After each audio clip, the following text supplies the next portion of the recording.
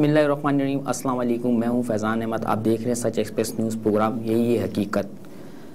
PDM के जलसे नाकाम हुए, कामयाब गए, कुछ पता नहीं है। और पीडीएम के मुतालबात हैं कि इमरान खान साहब वज़ीर साहब इस्तीफ़ा दें। और कराची में, पूरे पाकिस्तान में कोई डेवलपमेंट नहीं हुई है। पाकिस्तान तहरीक इंसाफ को 2.5 साल हो गए इस हुकूमत में आए हुए, लेकिन 2.5 सालों में कोई ऐसी हुकूमत नहीं हुई है। इनसे ना बेरोज़गारी का जिन काबू हो पा रहा है, ना महंगाई का जिन काबू हो पा रहा है। और सिंध का भी यही हाल है। सिंध भी कोई दूध और शहद की नहरें नहीं बह रही सिंध में भी। और सिंध का तो ये हाल है कि सिंध में सिर्फ नारा लग रहा है कि जिए भुट्टो, जिए भुट्टो। भुट्टो तो जिंदा है अपने अमालों से, अपने कर्मों से।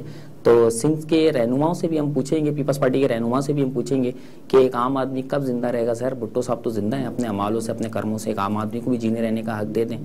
तो आज हमें प्रोग्राम में ज्वाइन किया है। हमारे साथ प्रोग्राम में हैं जावेद नागौरी साहब हैं, साबका एमपी भी थे और अभी ये हैं कराची डिवीज़न जनरल सेक्रेटरी हैं। और हमें पीटीआई से हमें ज्वाइन किया है गौर खटक साहब ने, कोरंगी डिस्ट्रिक्ट के ये सदर हैं। और हम दोनों मेहमानों का बहुत बहुत शुक्रगुजार हैं। और एक छोटा सा ब्रेक लेते हैं। ब्रेक के बाद आने से अपने मेहमानों से आपका सवाल करते हैं।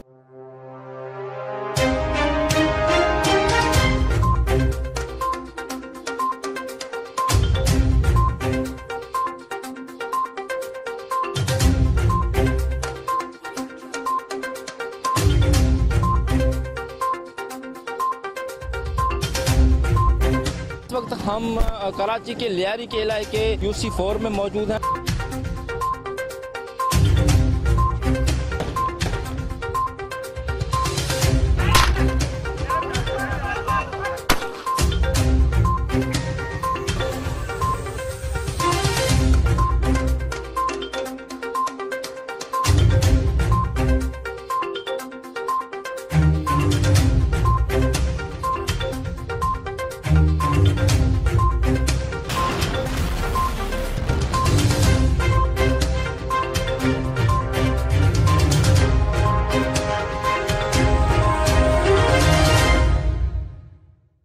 अस्सलाम वालेकुम जावेद भाई।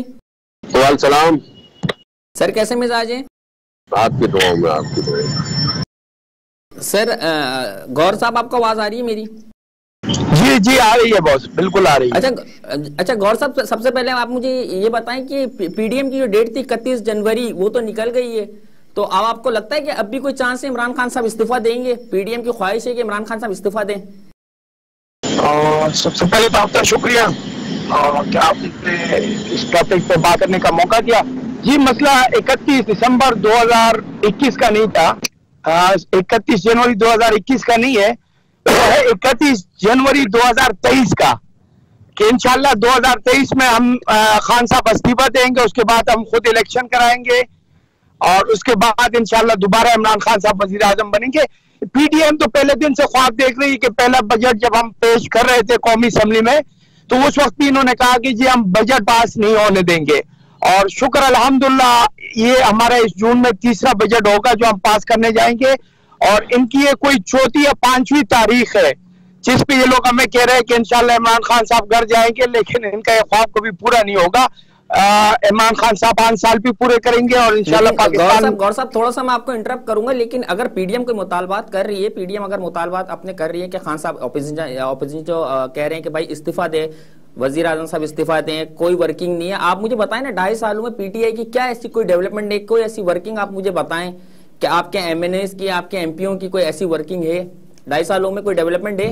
जी जी बिल्कुल, बहुत बेहतरीन सवाल किया आपने कि 2.5 साल में हमने क्या किया है। जी, 2.5 साल पहले जब हमें पाकिस्तान मिला तो उस वक्त पाकिस्तान डिफॉल्टर होने की तरफ जा रहा था और खजाना बिल्कुल हमें खाली मिला था और पाकिस्तान दिवालिया बन की तरफ जा रहा था।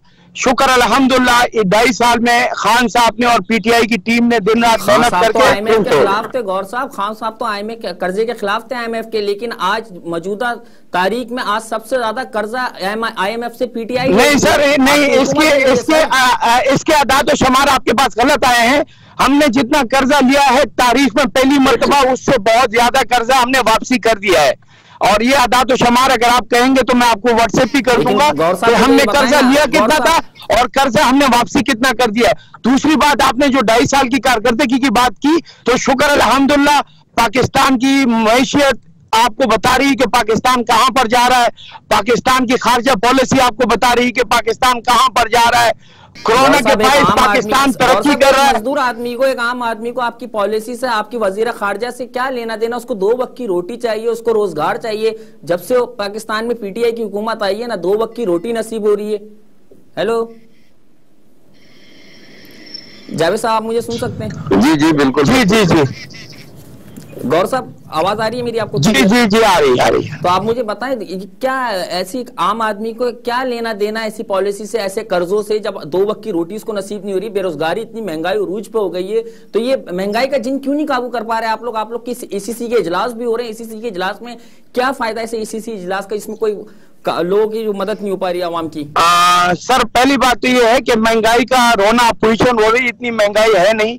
यहाँ अगर टमाटर 40 रुपए 50 रुपए किलो में हो जाए तो ये कहते हैं महंगा, और महंगाई बढ़ गई है। टमाटर से हुकूमत की पॉलिसियों का कोई लेना देना नहीं है। जी गौर साहब, महंगाई नहीं है पाकिस्तान में? महंगाई है, बिल्कुल पूरी दुनिया में है। कोरोना की वजह से पूरी दुनिया कोरोना की लपेट में आई है। महंगाई का गौर साहब, कौन जिम्मेदार है इस महंगाई का? कौन रिस्पॉन्सिबल है? जावेद साहब, आप सुन रहे हैं? मुझे आवाज आ रही है? जी जी सर, मैं सुन रहा हूँ आपकी आवाज। जावेद साहब, मुझे बताएं ना कि पीडीएम के जलसे में 31 तारीख जनवरी को आप लोगों ने डेट दी थी कि भाई इमरान खान साहब खुद इस्तीफा दे देंगे। ना तो इस्तीफे आए और ना आप लोग ने इस्तीफे दिए। आप लोगों ने कहा था हम भी इस्तीफे इन लोग को दे देंगे। देखिए, बहुत शुक्रिया आपका। गौर साहब की बातें भी मैंने सुनी, और गौर साहब जिस तरह मुतमईन है कि कोई नामालूम कुव्वत है। गौर साहब तो कह रहे महंगाई नहीं है पाकिस्तान में। सर मैं आ रहा हूँ उस बात पर कि वो शायद समझ रहे हैं कि हम इतने ताकतवर है और हमारे कुछ पर इतनी ताकत है कि हमें कोई हटा नहीं सकता है। देखिए, जमहूरी अमल में तहरीकें चलती है, टाइमिंग भी दी जाती है।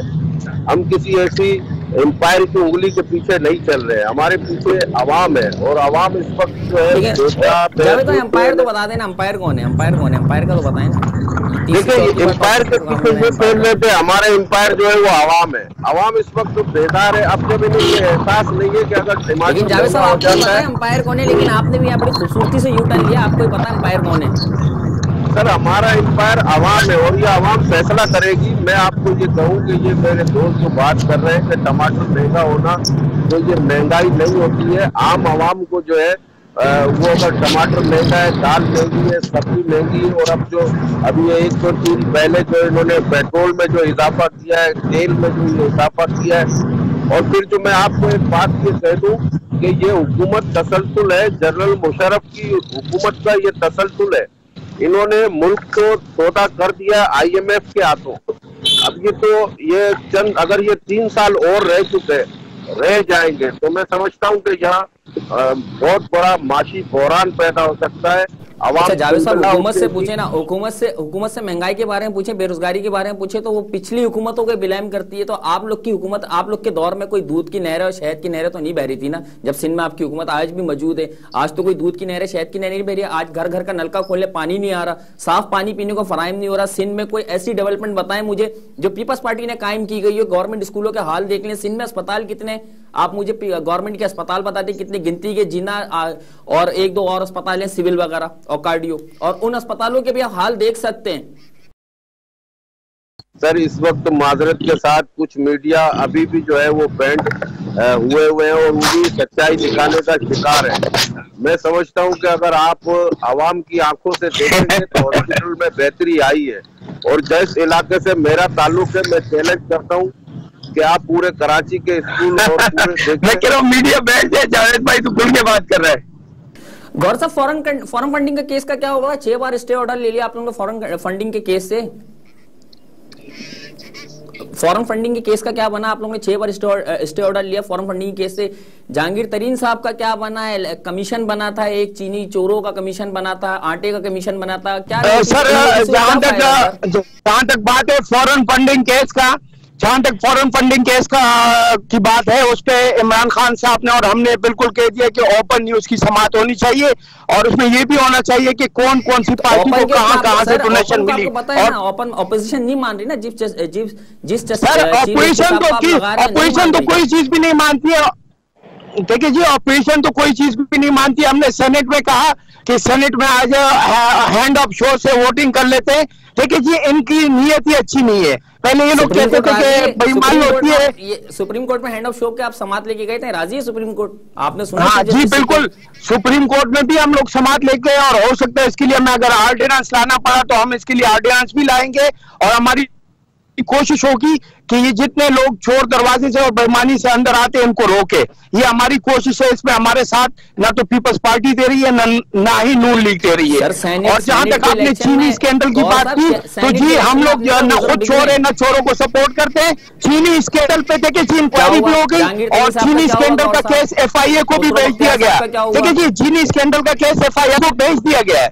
अच्छा, जहां तक पीपल्स पार्टी की आपने बात की, तो पीपल्स पार्टी पिछले 49 साल से किसी न किसी तरीके से सिंध पे हुकूमत कर रही है। अभी भी मैं रोड पे खड़ा हूँ, ट्रैफिक जाम है, न पब्लिक की ट्रांसपोर्ट है, न रोड है, न सीवरेज न सीवरेज की लाइनें हैं, न पीने का पानी है, न हॉस्पिटल है।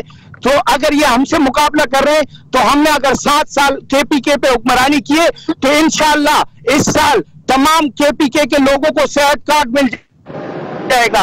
वहां के हॉस्पिटल जाके देखे, उसके हॉस्पिटलों का मुकाबला आप सिंध की हुकूमत से करें, सिंध के हॉस्पिटलों से करें। वहां का जो हमने पुलिस स्टेशन बनाए हैं, उनका पुलिस का मुकाबला सिंध की पुलिस से करें। अगर हमारे 7 साल की कारकर्दगी इनसे बेहतर नहीं है तो आप खुद इस पर MP MN आपके कराची में इस टाइम मौजूद हैं। गौर साहब, पीपल्स पार्टी के बाद दूसरी बड़ी जमात आपकी PTI की कहलाती है कराची में, सिंध में। तो यहाँ तो ऐसी कोई सूरत हाल नहीं है, कोई बदला हुआ नजर आया, कोई अच्छा नजर आया ना, तो यहाँ कोई रोड कोई अच्छे तामीर हुए ना, तो कोई ऐसी PTI बड़ी बेहतरीन बात की, बड़ी बेहतरीन बात की आपने कि पीपल्स पार्टी के बाद PTI इस सिंध की दूसरी बड़ी जमात है। शुक्र अल्हम्दुलिल्लाह। अच्छा जी, इस पे इमरान खान साहब ने बड़ा अच्छा एक्शन लिया है।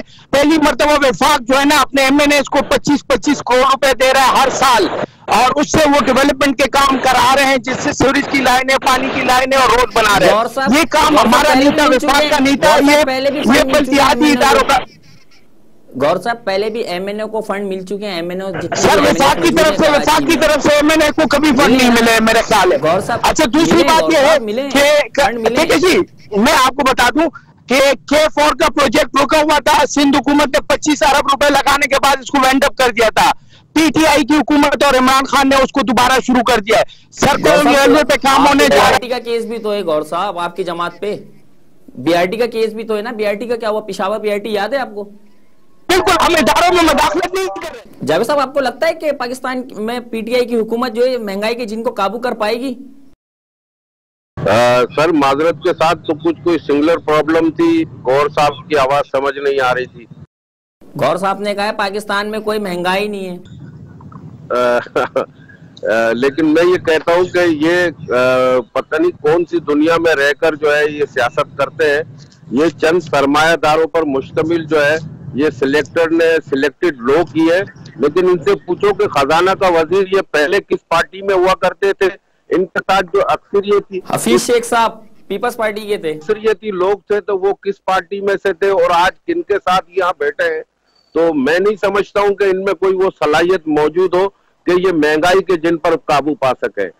तो अल्लाह खैर करे इस मुल्क के अवाम का। तो अपोजिशन, जावेद साहब मुझे बताएं ना, अपोजिशन बार बार ये क्यों कह रही है कि नैब को जो है जी ये इस्तेमाल कर रहे हैं, नैब के को इतना इस्तेमाल कर रहे हैं कि अपोजिशन के तमाम लीडरों को उठा के बारी बारी जेलों में डाल लें। तो जब अदालतें ये जानिबदारी का रवैया इख्तियार करेंगी, हमें अदालतों पे पूरा एतबार है, लेकिन जब नैब इदारा और उसको जो है PTI का इदारा बना दिया जाएगा। आज भी मैं देख रहा था कि जो लाहौर में जो कुछ हो रहा था, लेकिन इन्होंने जो है इनमें इतनी हिम्मत नहीं है। अगर ये ब्रॉडशीट के केस के अंदर उसमें पहले साबका नैब के जो लोगों को बुलाएं, उसमें मुशर्रफ की हुकूमत थी, क्या इनमें ताकत है कि ये मुशर्रफ को लाकर ब्रॉडशीट के केस में? जावेद साहब ये मुझे बताएं, ब्रॉडशीट के केस में कट किसने मांगा था? सर ब्रॉडशीट के केस में कट किसने मांगा था? सर उस वक्त जनरल मुशर्रफ साहब की हुकूमत थी, और मेरे ख्याल से 2 दिन पहले नैब के साबिक जो है उनके जो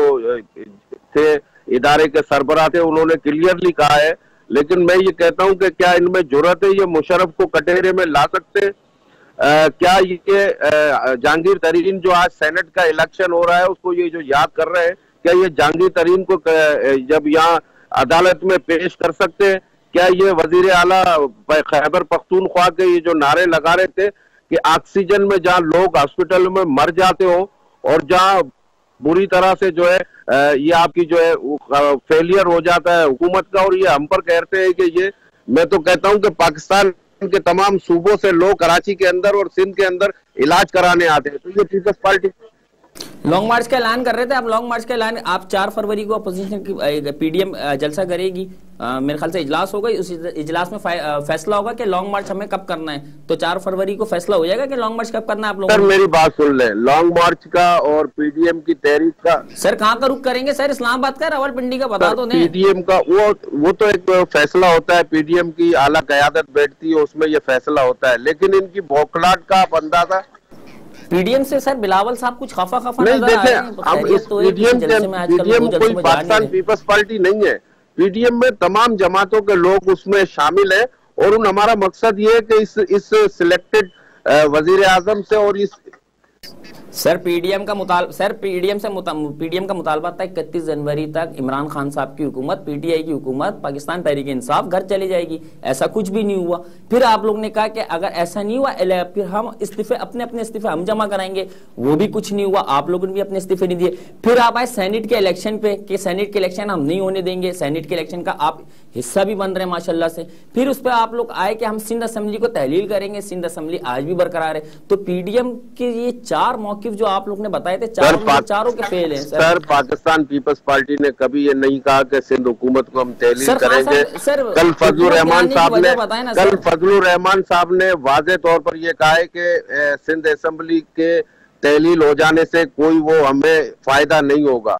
लेकिन आप सेनेट के इलेक्शन के हिस्सा भी तो नहीं बन रहे थे ना आप। लेकिन हम देखो, हम ओपन ग्राउंड नहीं छोड़ना चाहते, ओपन ग्राउंड नहीं छोड़ना चाहते। इनका टारगेट ये कि जावेद साहब अगर हुकूमत ओपन बैलेट पे इलेक्शन करवा रही है सेनेट के, और तो आप लोग को क्या एतराज है? इसमें कोई एतराज है आप लोगों को? सर ये तो हमें तो कोई एतराज नहीं होगा अगर वो तरीके से आएंगे, लेकिन ये इस वक्त इन्हें अपने एमपीएस के ऊपर भरोसा नहीं है, इन्हें अपने नुमाइंदों के ऊपर भरोसा नहीं है कि शायद ये कह रहे हैं आप लोग खरीद लेते हैं मफामत की हुकूमत आप लोग ने एक अरसे तक की है। जरदारी साहब ने कह रहे हैं कि भाई सेनेट के इलेक्शन में ये वुज़रा खरीदते हैं। देखिए कोई भी हुकूमत बगैर मुफाहमत के नहीं चल सकती है।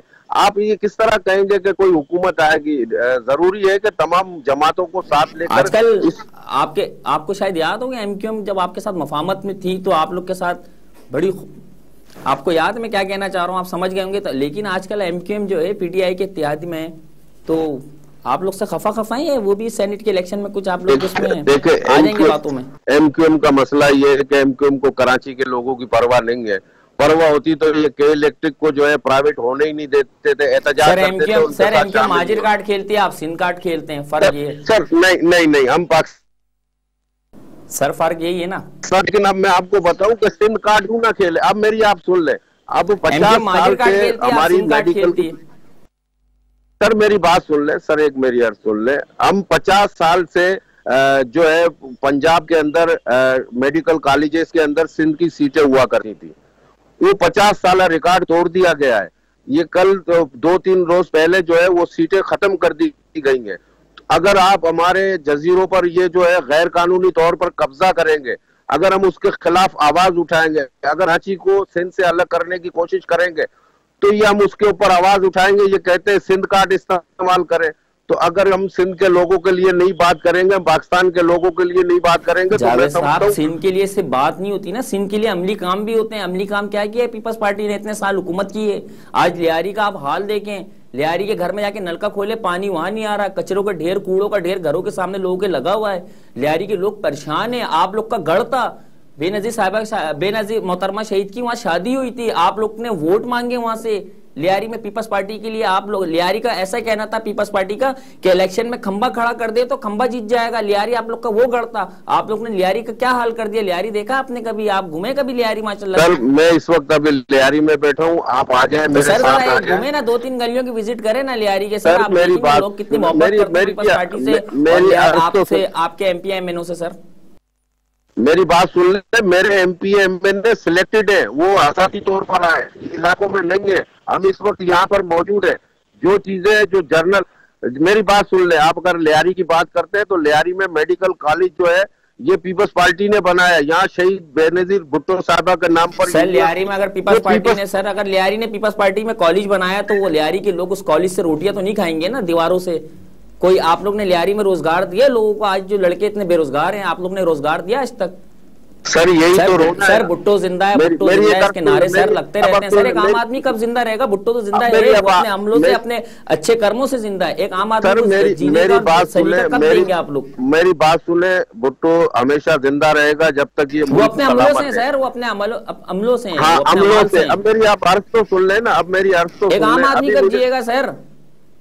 सर मेरी आप अर्ज सुनेंगे तो मैं कुछ बताऊं, मुझे आप बोलने देंगे तो बोलने दे, वरना मैं आप बोलते रहे मैं सुनता रहूंगा, कोई मसला नहीं। आप बोले गौर साहब सुन रहे हैं आप हमें? सर वाहिद पाकिस्तान पीपल्स पार्टी की क़यादत है जो नौकरी देने के ऊपर जो है जेल जाती है। और इस वक्त भी मेरे लिए अभी नेब का नोटिस आया है कि हमने बेनजीर यूनिवर्सिटी में नौकरियां दे दी है।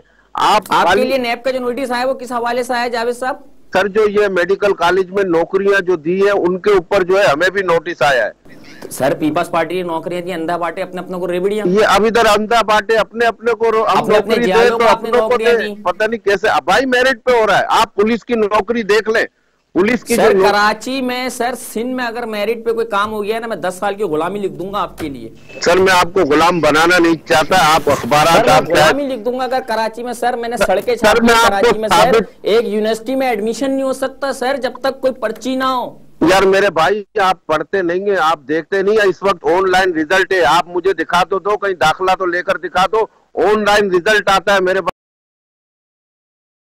जावेद भाई ये ऑनलाइन कब आता है रिजल्ट? ये कब से स्टार्ट हुआ है? ये ऑनलाइन दाखिला कब से स्टार्ट हुआ? अरे भाई इसको 5-7 साल हो गए, आपको क्या पता है? आपको पता ही नहीं है, आप खाली अपनी आप बोले जा रहे हो। सिंध पुलिस में मेरिट पे नौकरी होती है, एनटीएस टेस्ट होता है जो अभी पीटीएस टेस्ट है। एपेक्स कमेटी पुलिस में सियासी भर्ती नहीं हुई है, सिंध पुलिस में सियासी भर्ती कभी नहीं हुई। ये जाकर फिर आप एपेक्स कमेटी से पूछे, एनटीएस टेस्ट जहाँ हो रहे हैं वहां पूछे, वो तो इस्लामाबाद से रिजल्ट आता है उसको। तो मेरा बच्चा है इस वक्त अगर उसके नंबर कम है तो उस कॉलेज में उसको दाखिला नहीं मिलेगा जहां मैं चाह रहा हूं। तो काफी चीजों में बेहतरी आई है भाई, आप हकीकत को तो देखें यार। और अगर रोजगार मिला है तो पीपल्स पार्टी ने दिया है, कहां से जो है ये उमरानी हुकूमत ने रोजगार दे दिया? वो तो छीन रही है। अभी स्टील मिल के लोग जो है बेरोजगार कर दिए। अभी आपके 47 इदारे निचकारी की तरफ जा रहे हैं। IMF ये हुकूमत ये इमरान खान की नहीं, ये IMF की हुकूमत है। मुल्क का सौदा हो चुका है भाई। आने वाले दिनों में 60-70 हजार लोग बेरोजगार होने जा रहे हैं। इस वक्त आप स्टील मिल में देखें, उसके CEO के ऑफिस में जो मुलाजमीन है वो अपने बच्चों को लेकर बैठे हैं, वो अपने रोजगार की भीख मांग रहे हैं। पीपल्स पार्टी का दौर नहीं है। जब सब PDM का आगे लाए मल क्या? अगर इतनी महंगाई है, इतनी बेरोजगारी है, इमरान खान साहब ने मुल्क भेज दिया तो PDM का क्या आगे लाए मले? फिर देखें हम इसी तरह आवाम के लिए लड़ते रहेंगे। आप कहें कि हम इस्तीफा देकर बैठ जाएं, सियासत में ये चीजें हरफ आखिर नहीं होती है। हम आखिर तक लड़ेंगे, आवाम के लिए लड़ेंगे। और आप देख लें इनकी बौखलाहट का शिकार है ना जो ये जो मीडिया के अंदर जो इन्होंने बिठा रखे हैं, जो ये सब हुकूमतों के साथ रहे। अगर वो हुकूमत करप्ट थी तो इन्होंने अपनी मिनिस्ट्रियां क्यों दी उसको? फिर ये शेख साहब चले गए, गौर साहब आपसे नाराज हो गए, लाइनअप से चले गए गौर साहब। सर चले जाएंगे ना, अब आप और मैं ही सुनते रहेंगे। आप भी कहते हैं जब हकीकत दिखाते, हम में सुनने का हौसला है, किसी में सुनने का सुना, इस तरह से होता है ये अमल। लेकिन मैं ये आपसे कह रहा हूं कि जो लोग इस वक्त PTI में मौजूद हैं वो साबका हुकूमतों में अहम पोस्टों पर बैठे हुए थे। तो जब आपने उनको बिठाया हुआ है, अगर वो पिछले दौर की हुकूमत करप्ट थी तो ये लोग भी उस हुकूमत का हिस्सा थे। उन सब तमाम लोगों को आपने जो है वॉशिंग मशीन में साफ करके जो है बिठा दिया और उनके अहम वजारतें दे दी हैं आपने। और शेख रशीद जैसा आदमी जो मतलब रेलवे से फिलाप हुआ है, रेलवे में सबसे ज्यादा हादसे अगर तारीख देखी जाए तो शेख रशीद की वजारत में हुए, उसे आपने जो है तरक्की देने के दाखिला का मिनिस्टर बना दिया है। तो मैं नहीं समझता हूँ कि इनमें हुक्मरानी की जो है कोई जावेद साहब आपके लोग भी तो गए ना, फिरदौस आशिक अमान गई हैं, हफीज शेख साहब गए हैं, आपके भी लोग गए ना। सर मैं तो लोग को छोड़ के गए। मैं तो कह रहा हूँ ना कि ये इसी तरह से लोटे किराए के लोग वही बिठाए हुए इन्होंने। ये कल को ये इस्तीफे देगा, कल अगर पाकिस्तान हुकूमत तहरीक इंसाफ की हुकूमत नहीं रहती है, कल के ये इस्तीफे, ये वापसी आनी पीपल्स पार्टी में आके करते हैं। सर मैं नहीं समझता हूँ, मेरी बात सुने, इन्होंने तब्दीली का नारा लगाया था तो अच्छे लोगों को लाना चाहिए था। जब पिछली हुकूमत इनके लिए खराब थी तो इन्होंने फवाद चौधरी और आशिक ऐवान जैसी खातूनों को जो बिठा रखा है, जो शेख साहब को बिठा रखा है, तो इसका मतलब ये कि लोग तो वही पुराने हैं। ये पुराना ये मंसूबा है। मैं आपको कह रहा हूं कि पाकिस्तान के लोग जो है तबाही की तरफ जा रहे हैं। वो निजकारी का इन्होंने जो फैसला कर दिया है, 47 इदारे भाईजान, IMF की हुकूमत, IMF का जो है उसके ऊपर ये चल रहे हैं। ये हुकूमत इनके हाथ में नहीं है। मेरा अल्लाह जो है रहम करे पाकिस्तान की आवाम के ऊपर, इस मुल्क के ऊपर। इन्होंने कश्मीर तक तो भेज दिया है। ये अब सिर्फ मीडिया के अंदर दिख रहे, और मीडिया में भी अगर जिस दिन आपने इनकी जो है कोई नाकस कारकर्दगी दिखा दी, आपके चैनल पे बैंड लग जाएगा सर। तो चैनल्स भी मजबूर है इस वक्त।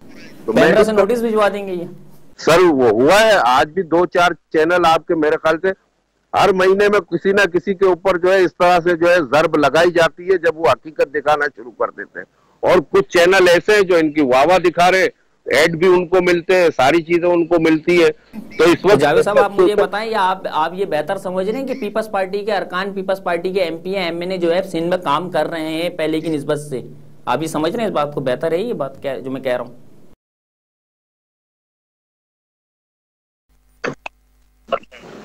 देखिए सर, काफी बेहतरी आई है। आप यहाँ से अगर कराची से निकलेंगे, आप लाड़काना चले जाए, अगर रोड की इक्का दुक्का जो सड़क है जो मरम्मत हो रही है, तो मैं नहीं समझता हूँ लाड़काना से सकर जो है 7 वाला रोड लेकर जाएंगे। सबसे ज्यादा चारों सूबों में सबसे ज्यादा जो रेवेन्यू देता है वो सिंध देता है। सिंध के रेवेन्यू पे पूरा मुल्क पलता है। लेकिन अगर हमारे नौजवानों के साथ इस तरह हो जाएगा कि पंजाब के मेडिकल कॉलेज सिंध के लोगों का दरवाजा बंद कर देंगे, तो सिंध कार्ड की बात चल पड़ेगी। जब से 4 तारीख जावेद साहब 4 फरवरी का मुझे बताएं क्लियर, 4 फरवरी का मुझे बताएं कि PDM का आगे लाएमल क्या है। 4 फरवरी को आप लोग का इजलास है, उसमें कोई आप लाएमल तय करेंगे कि हमें इस्लामाबाद धरना देना है, क्या पिंडी में जाना है? आप लोग का क्या लाएमल है आगे? देखिए PDM की क़यादत जो है मरियम नवाज, मौलाना फजलुर रहमान, बिलावल भुट्टो जरदारी साहब है, महमूद अचकजई साहब है, इनको PDM की क़यादत फैसला करेगी। इंशाअल्लाह पाकिस्तान की जितने भी जो आवाम है और जो है उनके साथ मैं समझता हूं कि काफी हमें जो है काफी हद तक जो है वो बेहतरी आई है यहाँ पर सियासी बुनियाद। तो जिस तरह PDM फैसला करेगी, हम PDM के साथ हैं, बिलावल भुट्टो जरदारी के साथ हैं। जो उनका हुक्म होगा इंशाअल्लाह उसके ऊपर हम काम करेंगे अपना।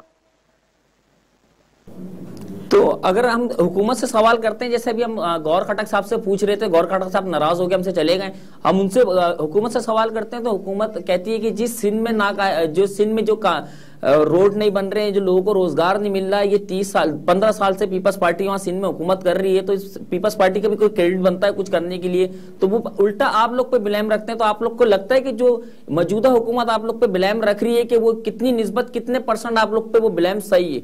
100 में से कितने % ये इल्जाम सही है आप लोगों पे? सर मेरी बात सुने, जब जनरल मुशर्रफ जो इनका आका है, ये कहते हैं कि बहुत ताकतवर हुकूमत थी, जिस वजीर आजम की सोच ये हो कि एक आमिर को बहुत ताकतवर कह रहा है, उसने भी 4,500 लोगों को बेरोजगार किया था। अभी गुज़िश्ता दिनों जो है यहाँ स्टील मिल के जो 4,500 लोगों को, उनके दौर में आपके इत्यादि बड़े फल फूल रहे थे सर वो आज जो बड़े ये आज भी उनके साथ है। आज तो सर ये हाल है, एमक्यूएम का तो ये मौकिफ है। माजरियों को इन्होंने माजरियों को दिया है क्या? एमक्यूएम को तो ये कि इसराइल से भी इनको एहतियात की ऑफर होगी ना, तो ये इसराइल के साथ भी अपनी जमात बना लेंगे।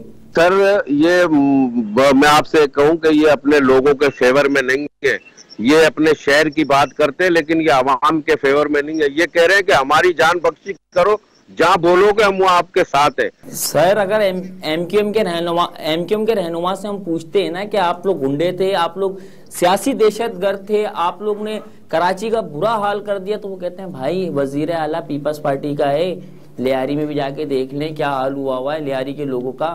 वहां तो लोग घर नकल मकानी के उस पर आ गए, लोग घर छोड़ छोड़ के जा रहे हैं लियारी से। वजीर दाखिला आपके जुल्फिकार मिर्जा साहब थे, यहाँ असले बांटते फिरते थे लियारी के गैंगस्टरों को। जुल्फिकार मिर्जा साहब, सर जुल्फिकार मिर्जा को पीपल्स पार्टी से निकाल दिया। जुल्फिकार मिर्जा अभी एमक्यूएम का इत्तेहादी है। अगर जुल्फिकार मिर्जा एमक्यूएम के लोगों का कातिल था तो आज एमक्यूएम अपने कातिलों को साथ बिठाई हुई है। ये देखें, जुल्फिकार मिर्जा जीडीए में, उसकी वाइफ जीडीए में बैठी हुई है। इस तरह को वजीर आजम इमरान खान साहब को, इमरान खान ये साहब सारे लोग, ये शहर के आज वो इत्तेहादी हैं। देखे, हमने तो काम करना था। आप जब आप काम करेंगे तो इनकी ताकत ऐसी थी कि ये एक हफ्ते में 2-2 हड़ताल करवा देते थे। इनकी मर्जी के बगैर पता नहीं हिलता था, इनकी मर्जी के बगैर चैनल बात नहीं करते थे। तो शहर में इनका हु का आलम तो था ना। तो आज एमक्यूएम तो कहती है कि चाइना कटिंग का हिस्सा हमारे साथ सर पीपल्स पार्टी कोई नहीं थी। मेयर इनका था, मुशर्रफ के दौर में थे।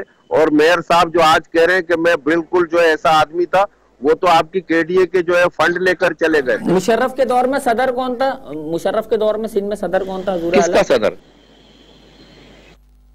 पाकिस्तान सदर मुशर्रफ साहब जब थे।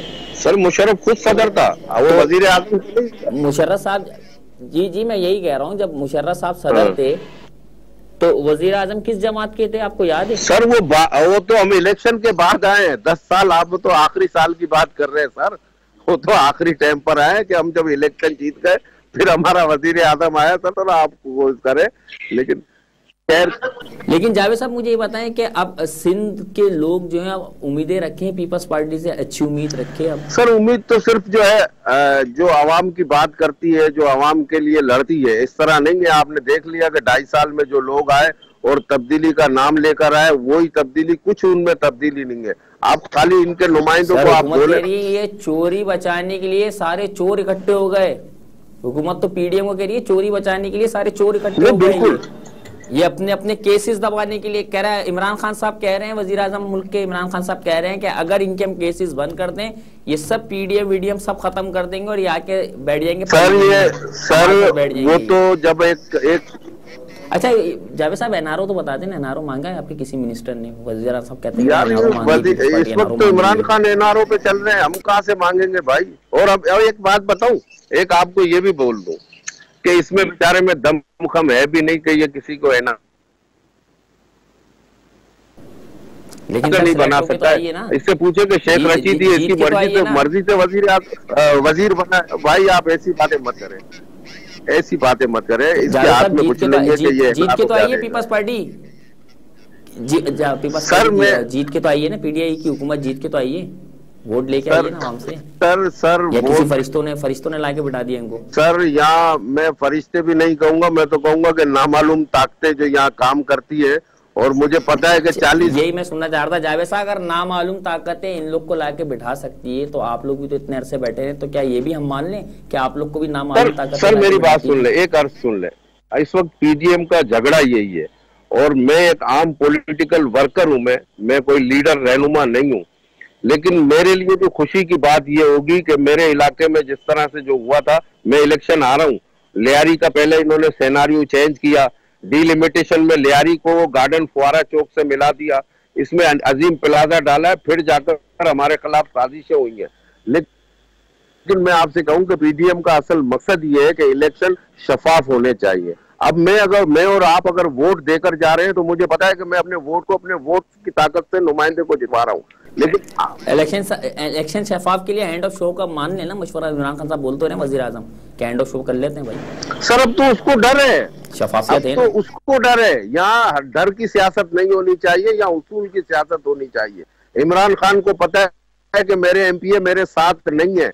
अब उन्होंने जो है जो ये कहते हैं सबसे बड़ी हार, क्या कहेंगे इस बारे में, क्या केस है उन पे? सर सबसे बड़ी साहब क्या कहेंगे? देखे मेरा जो है को चेयरमैन साहब भी जो है 10 साल 11 साल जेल में रहा है। देखे जेल से पीपल्स पार्टी नहीं घबराती है। हमने शायद कोई इस तरह की कोई सियासी पार्टी हो कि जिसके कायद खुद फांसी चढ़ गए हो और आवाम के लिए, और फिर उन जजेस ने सॉरी किया हो कि हमने ये अमल गलत किया था, तो मेरे लिए ये बहुत बड़ी बात है, ये आवाम के लिए। तभी तो कहते हैं कि शहीद जुल्फकार अली भुट्टो जिंदा है। लेकिन सबसे बड़ा अमल ये है कि सियासत के अंदर ये सब चीजें होती है, गिरफ्तारी होनी चाहिए। मैं कहता हूं कि नेब जिस दिन जानिबदारी से काम नहीं करेगा, गैर जानिबदार होकर, काम करेगी तो इदारे दुरुस्त होंगे।